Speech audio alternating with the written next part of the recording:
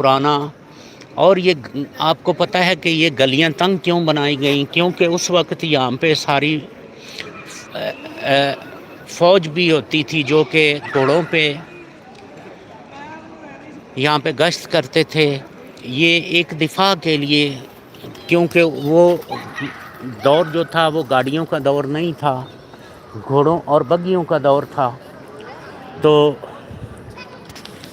لوگ جو فوج تھی وہ، کیونکہ یہ یہاں پہ ایک قلعہ بھی بنایا گیا جو تھوڑی دیر پہلے میں نے آپ کو دکھایا ہے، گھوڑوں پہ اور بگیوں کا دور تھا. اور فوج کے جو لوگ تھے وہ گھوڑوں پہ اور یہاں شہر کا گشت کرتے تھے. تنگ اس لیے بنایا گیا تاکہ کوئی بھی دشمن اس کے اندر انٹر نہ ہو سکے.